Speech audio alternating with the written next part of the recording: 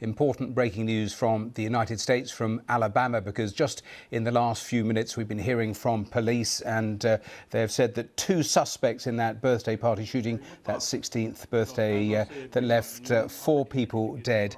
2 people are in custody, charged with murder. Let's cross over. That news conference is still going on. Not the finish line.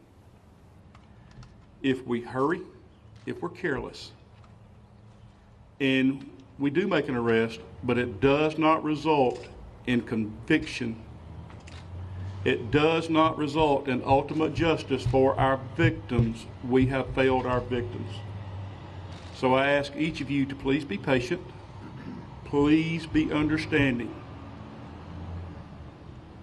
To our victims who may not be Dadevillians, but were here that night, got news for you. Now you're an honorary Dadevillian, whether you want it or not, because we love you, and you're a part of our city, and you're a part of our family.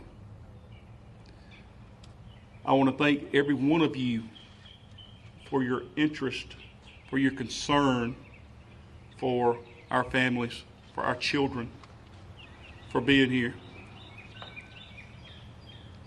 There are too many partners to name them all. But I'm telling you, Sheriff Jimmy Abbott, Tallapoosa County Sheriff's Department, he's been a tremendous asset.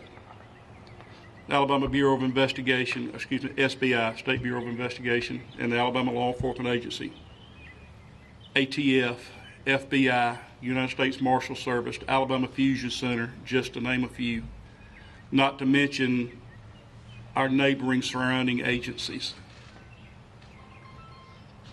When I arrived on scene, you had sheriffs from other counties. You had police chiefs from other cities.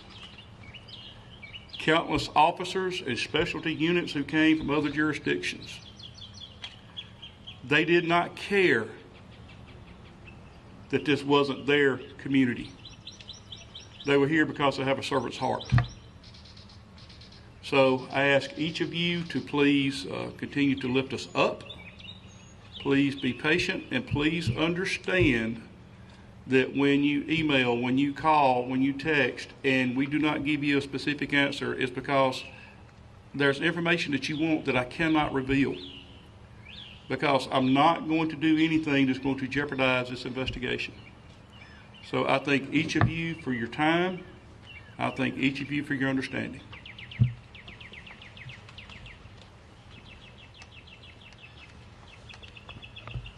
Thank you, Chief. Thank you, Mike. Again, we're going to get ready to close the press conference, and just what they said. This is about the victims. This is about the families. This is about this community, and it's ultimately about justice. And that's what we're here as law enforcement officers. We have a duty and a responsibility, and that's what we're going to do. That's what we're going to follow. Thanks again for just the cooperation.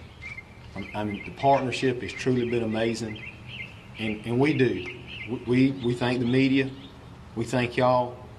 We know y'all have a job to do, and we absolutely respect that. Well, that news conference drawing to a close just a short while earlier. We were hearing just the descriptions, what this event has meant to people, such a small community. And one of the earlier speakers talking about the children, they are viewed as our children. That's how they describe it. The 4 people that were left dead, the 2 suspects named as a 16-year-old and a 17-year-old, and news that charges of murder have been laid. It's taken an awful long time for details to emerge around this particular incident, days where we didn't know if suspects had been detained or had died in the incident, and more details about the families. Well, that is Sergeant Jeremy Burkett just answering some of the final questions. He gave some of the key details just a few moments ago, and I want to just play you some of that. I absolutely want to thank this community and the information that was provided. And I also want to reiterate how important it is going to be for you to continue to do that. Please understand, with a scene and a violent act, with the violence that went on and the magnitude of what happened, we are absolutely still in the early stages of this investigation, okay? This is absolutely the beginning. This is not the end. There is a tremendous amount of work that is yet to be done. We're going to continue to do exactly what we've been doing. We're going to be very careful with everything that we say, with everything that we do, because we absolutely are going to stay focused on the families and the victims. But we're going to need the public's help when we do that.